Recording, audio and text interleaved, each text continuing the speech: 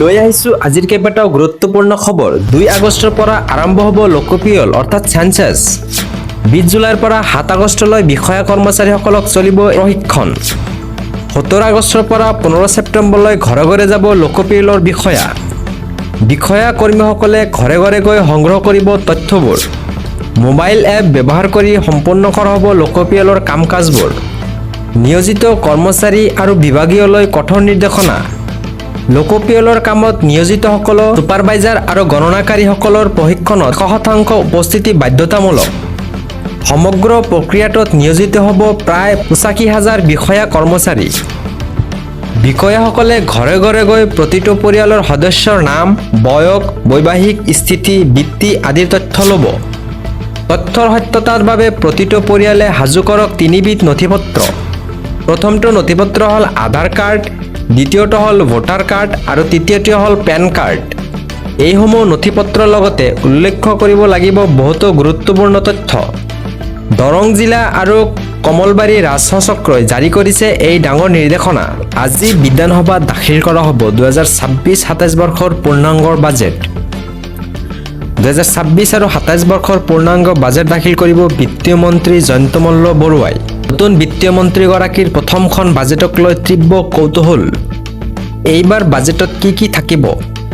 বাজেটখনত মূলতঃ উন্নয়নমুখী, কৰ্মসংস্থাপনমুখী আৰু কল্যাণকামী বাজেট হোৱাৰ সম্ভাৱনা আছে। অৰুণোদয়ৰ মাহিলী সাহায্যৰ ধন বৃদ্ধি বা নতুন হিতাধিকাৰীৰ অন্তৰ্ভুক্ত কৰাৰ সম্ভাৱনাও আছে। চৰকাৰী ঘৰ, ৰেচন কাৰ্ডক লৈ আহিব পাৰে ভাল খবৰ। যুৱশক্তি, মহিলা আৰু ছাত্ৰ-ছাত্ৰীসকলক লৈ থাকিব পাৰিব আশাব্যঞ্জক খবৰ। আজি বিধানসভাত দাখিল কৰা হ'ব 2026 আৰু 27 বৰ্ষৰ পূৰ্ণাংগৰ বাজেট। এটা বিশেষ খবৰ, মুহূৰ্ততে পদ গ'ল এখন মাদ্ৰাছা। মাটিৰ তলত মাদ্ৰাছাৰ শিক্ষাৰ্থীসকল পদ খাই গ'ল। মাটিৰ তলত পদ গ'ল মুছলমান শিশু। মাদ্ৰাছাত পঢ়ি থকা সময়ত ভয়ংকৰ দুৰ্ঘটনা। ভূমিস্খলনৰ ফলত মুহূৰ্ততে নিশেষ হ'ল এখন মাদ্ৰাছা।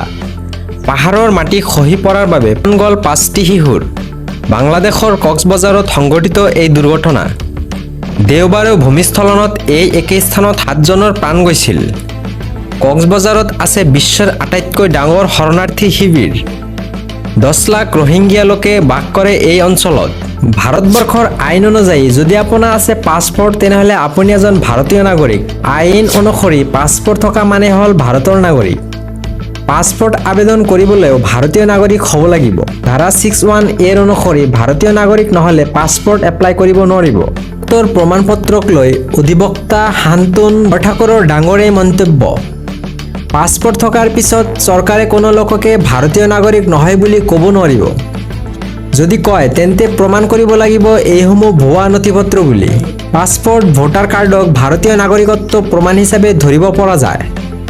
চৰকাৰে এইসমূহ ভুৱা নথি বুলি প্ৰমাণ কৰিব পাৰিলে সেয়া অন্য বিষয়। ভাৰতত নাগৰিকত্ব পাবলৈ বিভিন্ন নিয়ম আছে বুলি মন্তব্য অধিবক্তাগৰাকীৰ। আজিৰ আনটো ভয়ংকৰ খবৰ, কামাখ্যাৰ 14ত নিঃস্ব হত্যাকাণ্ড সংঘটিত হৈছে। কামাখ্যা ধাম 14ত নিঃস্ব হত্যাকাণ্ড। কামাখ্যাৰ নিশ্চিত নিৰাপত্তাৰ মাজতে সংঘটিত হ'ল এই ভয়াৱহ হত্যাকাণ্ড। পাহাৰে মৰিয়াই হত্যা কৰিছে যুৱকক। কামাখ্যাৰ নাহৰবাৰী আমৰতলত এই হত্যাকাণ্ড সংঘটিত হৈছে।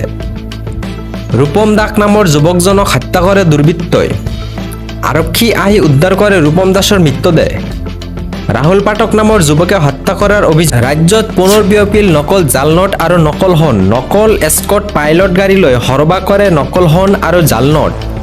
উত্তৰ প্ৰদেশৰ পৰা জাল নোট লৈ আহে অসমলৈ নকল সোণ কিনিবৰ বাবে। বিধানসভাত উন্মোচিত হ'ল এই ভয়ংকৰ তথ্য।